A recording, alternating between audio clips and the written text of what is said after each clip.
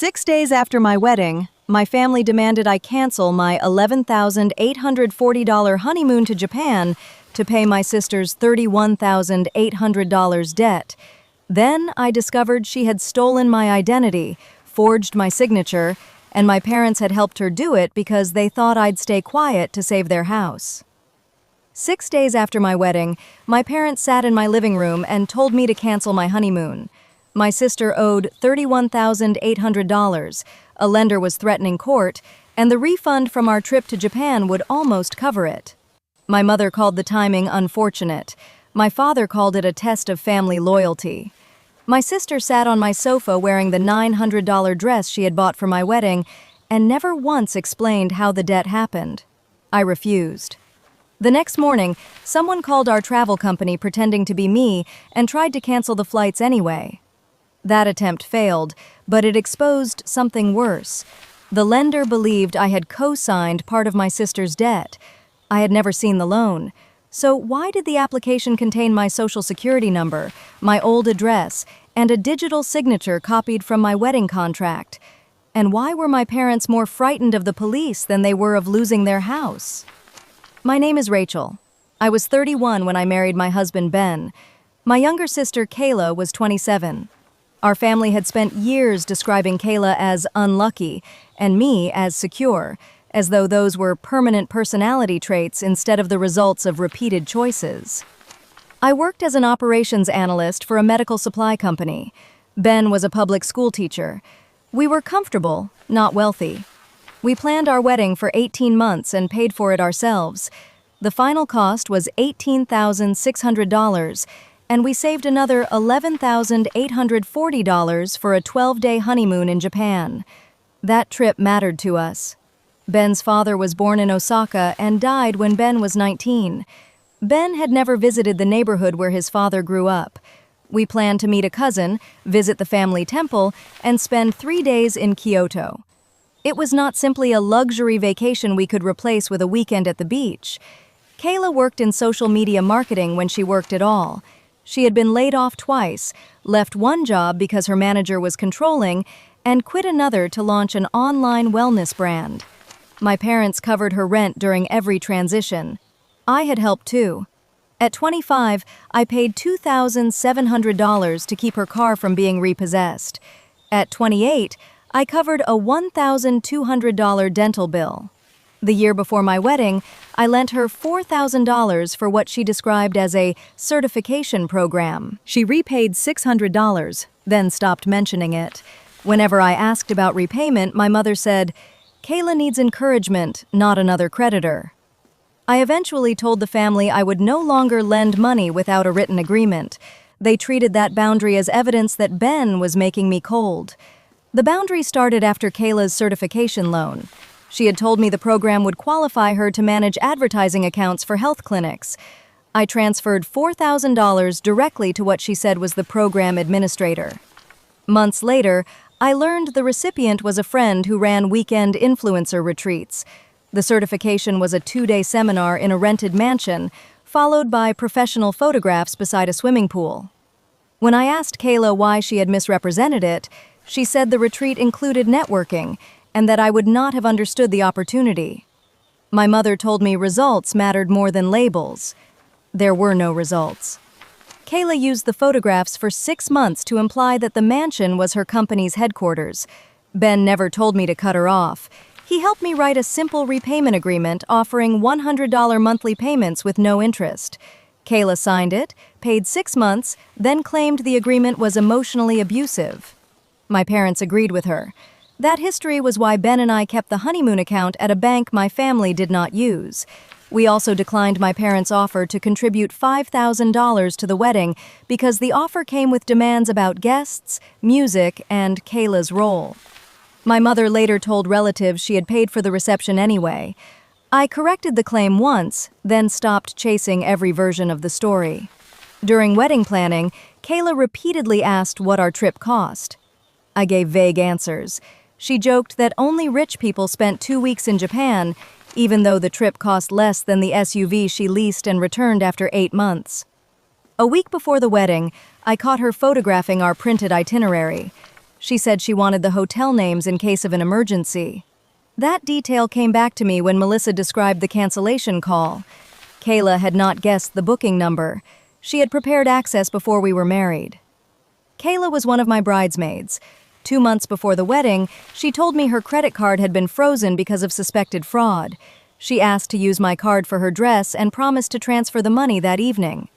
I declined and paid the boutique directly only after she sent $400 toward the cost. She covered the remaining $500 3 weeks later. At the time, I thought I had protected myself. I did not realize she had photographed the first page of our wedding venue contract while helping me assemble invitation boxes. That page contained my full legal name, old billing address, phone number, and a version of my signature. Our wedding was small and happy. Kayla gave a speech about how I had always rescued her, which guests interpreted as affectionate. She said, "Rachel has never let me fall, even when I made it difficult." My mother cried. I remember feeling uneasy at the word never, but I dismissed it. 6 days later, my parents asked to visit. They arrived with Kayla and a manila folder. My father placed a demand letter on the coffee table. It came from North Star Recovery and listed a balance of $31,842. Payment or a response was due within 10 days. My mother said, "We need to solve this before it becomes public." I asked what Kayla had purchased. Kayla said it was a combination of business expenses, medical bills, and interest. She would not provide statements. My father had calculated that canceling our flights, hotels, rail passes, and tours might return about $10,000. He and my mother could contribute $8,000. They expected Ben and me to cover the remaining amount through savings or a personal loan. Ben asked, "Why would Rachel and I borrow money to pay a debt Kayla will not explain?" My mother replied, "Because married couples help family when they can. You can take another trip later." Ben told her the trip included visiting his father's family. My mother said she understood it was sentimental, but insisted living people had to come before memories. That was the moment my sympathy disappeared. Ben remained calm, but I saw his jaw tighten. I told them we would not cancel the honeymoon or pay the debt. I offered to help Kayla find a nonprofit credit counselor and review the statements. Kayla said there was no time for lectures. My father leaned forward and said, "You have nearly $60,000 in that house account. Do not pretend you cannot afford this." He meant the savings Ben and I were building for a down payment. I had never told Kayla the balance. My mother admitted she saw it on a bank pre-qualification letter while helping me move boxes before the wedding. I asked all 3 of them to leave. My mother stood in the doorway and said, "If Kayla loses everything because you chose a vacation, you will have to live with that." I answered, "Kayla chose the debt. I chose the honeymoon. Those are separate decisions." At 8:12 the next morning, our travel advisor Melissa called me. Someone had contacted the agency claiming my passport was damaged and requested full cancellation. The caller knew our booking number, dates, and the last 4 digits of my phone number. Melissa had become suspicious because the caller asked for refunds to be issued to a different card. She required the security phrase Ben and I had added after a previous airline schedule change. The caller guessed incorrectly twice and hung up. Only my parents and Kayla had received the itinerary. I changed every password, notified the airlines and hotels, and added verbal passcodes. Melissa preserved the call recording and account notes. I texted my family that any further attempt to access our travel reservations would be documented as fraud. My mother replied that I was being dramatic. Kayla did not respond. That afternoon, I called North Star Recovery, using the number on its public website rather than the demand letter. I intended only to tell them I was not involved. The representative asked for the reference number and then said there were 2 connected accounts. One was a $17,600 business line in Kayla's name. The other was a $14,200 personal loan listing Kayla as borrower and me as co-borrower. I said, "I did not apply for or sign any loan with Kayla." The representative transferred me to the fraud department. They asked whether I had lived at 914 Birch Street when the application was submitted. That was my old apartment, but I had moved 14 months earlier. The application used my social security number, date of birth, income, and employer. The stated income was close to my real salary. The lender froze collection on the disputed portion and told me to file an identity theft report, review my credit, and provide a signature affidavit. My hands felt cold, but my voice stayed steady enough to take notes. My credit report showed the loan and 2 recent hard inquiries I did not recognize. It also showed an online furniture account opened 3 weeks before my wedding with a $3,900 balance. The delivery address was my parents' house. Ben came home while I was printing the reports. He read them and said, "This is why they want us to pay quietly." The debt emergency was not about protecting Kayla from embarrassment. It was about preventing a lender from examining how my identity had entered the file. I filed reports with the identity theft portal and local police. I did not accuse a specific person beyond providing the records and travel cancellation attempt. I froze my credit and hired an attorney named Monica Reyes through my employer's legal plan. Monica sent notices to North Star, the original lender, the furniture retailer, and my family. She instructed my parents and Kayla to preserve phones, emails, loan records, and wedding documents. Monica also advised Ben and me to separate the practical emergency from the emotional one. We opened a new checking account for current bills, replaced debit cards, and changed the security questions on our utilities and insurance. We notified my employer because the fraudulent application named the company and listed a direct office number. My supervisor reviewed the access logs for the employee portal. Someone had attempted to reset my payroll password using my date of birth during the week of the wedding. The reset failed because it required an authenticator code. There was no evidence money had been redirected, but the attempt showed the intrusion was broader than one loan. I remembered my mother asking whether my wedding date would change my tax withholding.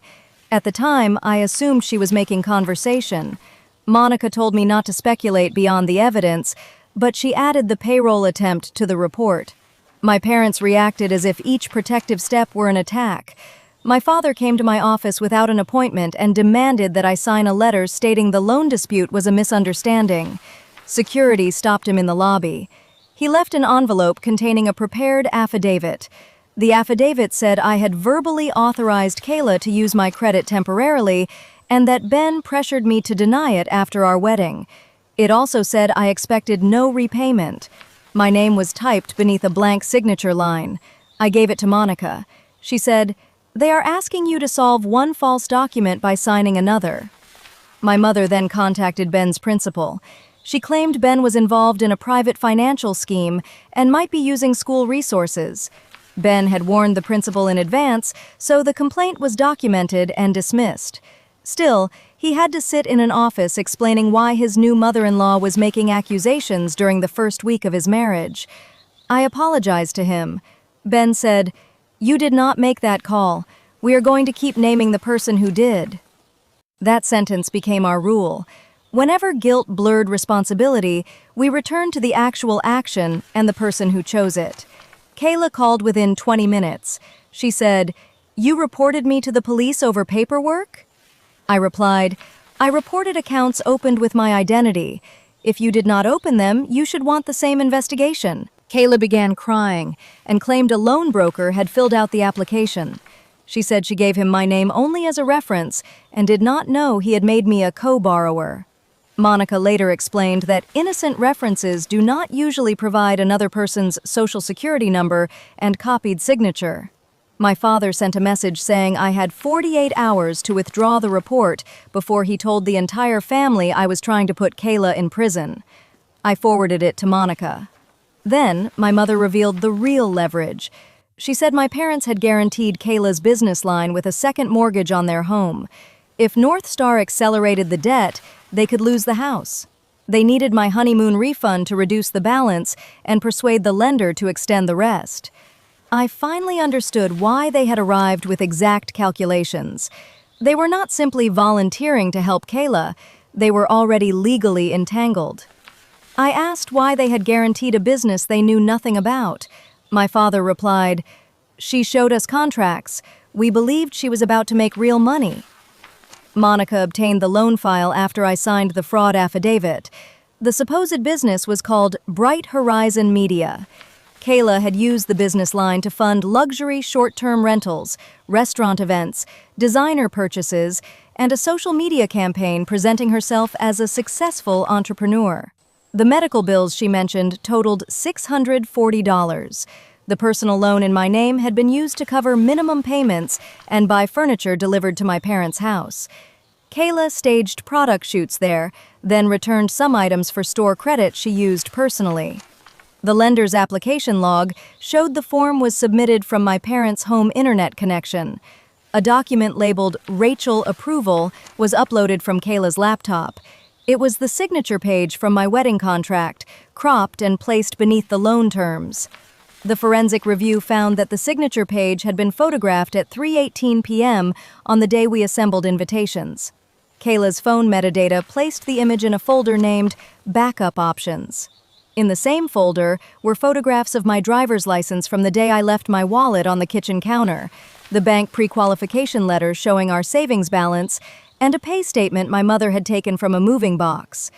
There were also draft messages discussing how to approach me if the first loan was denied. One draft from Kayla to my mother said they could describe the money as a temporary family bridge after the wedding, when I would be too happy to create conflict.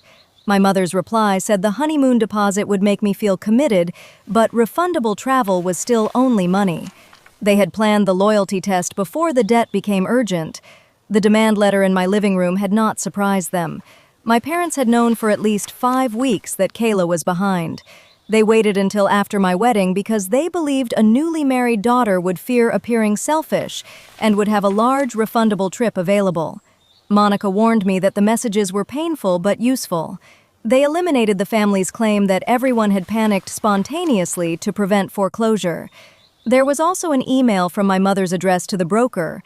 My mother wrote that I was traveling for work and had authorized the family to handle details.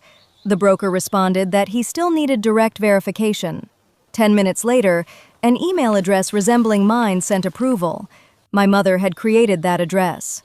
When Monica confronted her with the metadata, my mother admitted sending the email but insisted Kayla told her I had agreed. That claim made no sense because my mother had never asked me. The major twist was that Kayla had not acted entirely alone. My parents knew my name was being added to the loan. They may have avoided reading the final documents, but they helped create the appearance of my consent because the lender would not extend enough credit to Kayla otherwise. My father called it a temporary bridge. He said they planned to remove me after Kayla's business paid off the balance. I replied, "You used my identity as collateral and then asked me to cancel my honeymoon so no one would notice." My father said, "We made a bad decision to keep the family afloat. Filing charges is a worse decision." I ended the call. The family pressure became intense. My aunt sent messages saying my parents could become homeless. A cousin wrote that sisters should not involve police in money disputes. My grandmother asked whether I could at least delay the case until after the holidays. I created one factual summary approved by Monica. It stated that a loan and retail account had been opened using my personal information and a copied signature, that an investigation was underway, and that I would not pay or withdraw truthful reports. I sent it only to relatives who contacted me. Kayla responded publicly. She posted a long message claiming Ben had isolated me and that I was punishing her for looking more glamorous at my wedding. She included a photo of herself in the bridesmaid dress and wrote that jealousy could make people cruel. I did not reply online. Monica added the post to the file because it contradicted Kayla's earlier claim that a broker acted without her knowledge. 3 days before our flight, someone made another attempt to access the itinerary. This time, the caller knew the new departure time, but not the passcode. Melissa traced the number displayed in the booking log to my father's office line. My father claimed anyone could have used it. Ben asked whether I still wanted to travel. Part of me felt irresponsible leaving while lawyers and investigators worked. Monica told me nothing required my physical presence for the next 2 weeks and encouraged me not to reward coercion by abandoning our plans. We went. The night before departure, my grandmother called. She did not ask me for money. She asked whether I could forgive my parents enough to delay the police report. I explained that the report had already been filed and could not be treated like a reservation I controlled. My grandmother whispered, "Your mother says she could go to jail." I answered, "Then Mom is finally admitting she did something serious." My grandmother cried, and I cried after the call. Holding a boundary did not make me feel powerful. It made me feel like the only person in the family willing to let facts remain facts. At the airport, I expected some final disruption. Instead, check-in was ordinary. Our passports worked. Our bags were tagged. That normal sequence felt almost miraculous after a week in which every email could contain another theft.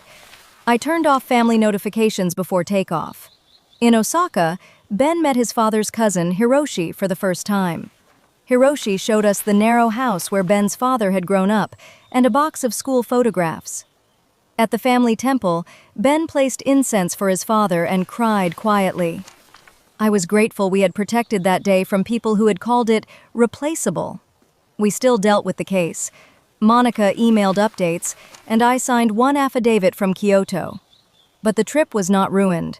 It became proof that a crisis manufactured by my family did not automatically own our time. While we were away, North Star separated the disputed personal loan from Kayla's legitimate business debt. The furniture retailer closed the fraudulent account and removed it from my credit report. The original lender also discovered the broker had ignored inconsistent addresses and failed to complete required identity verification. Its insurer became involved. Kayla eventually admitted using my information in a written settlement interview. She claimed my parents encouraged her by saying I would never let the family lose the house. My mother admitted creating the email account. My father admitted knowing I had not signed in person. The prosecutor offered agreements based on repayment, cooperation, and no prior records. Kayla pleaded to identity theft and received probation, community service, mandatory financial counseling, and restitution. My mother entered a lesser plea related to the false electronic confirmation.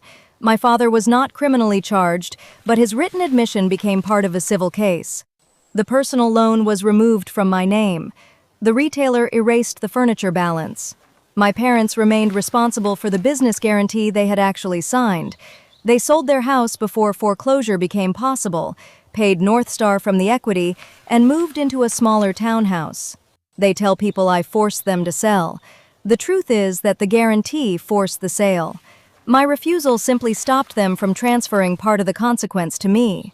Kayla owes restitution through monthly payments. The first 3 arrived late. The court then added wage withholding, and payments became regular. I apply them to the $3,400 I spent on legal costs not covered by my plan, then to the old $4,000 loan. I do not communicate with her directly. My credit score recovered after the fraudulent accounts were deleted. Ben and I bought a small house 18 months later. We used the down payment account my father had treated like a public family resource. The first document we placed in our new safe was not the deed. It was the identity theft case file and a list of emergency passcodes. I am no contact with Kayla and very low contact with my parents. My mother has apologized for handling things badly, but still says she was trying to save both daughters. I told her saving Kayla by secretly sacrificing me was not saving both of us. The sale of my parents' house divided the extended family again. Some relatives claimed I should have contributed the honeymoon refund once the fraudulent portion was removed from my credit. They argued that I had achieved legal protection and could still have helped with the legitimate business balance. I reminded them that my parents had $186,000 in equity after paying the lender and moving costs. They were not homeless. They moved from a large suburban house into a 2-bedroom townhouse 15 minutes away. The disaster they predicted was actually a reduction in lifestyle and the loss of an asset they had risked voluntarily. None of the relatives criticizing me offered to refinance the debt in their own names. Once I noticed that, their moral certainty became easier to ignore. Kayla attempted reconciliation through a therapist assigned during probation. I agreed to receive a written letter. She apologized for using my information, but spent most of the letter explaining that our parents had always compared us and that my stability made her desperate. I sent a short response saying I accepted that she felt desperate, but desperation explained pressure, not forgery. I left future contact closed. My father once asked whether Japan had been worth losing the family. I told him the honeymoon was never the price. The price was my identity, my marriage's savings, and my agreement to lie. I refused to pay that price, so the truth collected from the people who created the debt instead. Ben keeps a photograph of his father as a child beside our wedding picture. When I look at it, I remember my mother dismissing the trip as memories instead of living people. She was wrong. The way we honor the dead shapes the lives we are building, and protecting that journey helped Ben and me begin our marriage as a team. If your family demanded that you cancel your honeymoon to pay your sister's debt, then you discovered they had used your identity to create part of that debt. Would you report them and take the trip? Or would you pay to protect your parents' home and keep the family secret?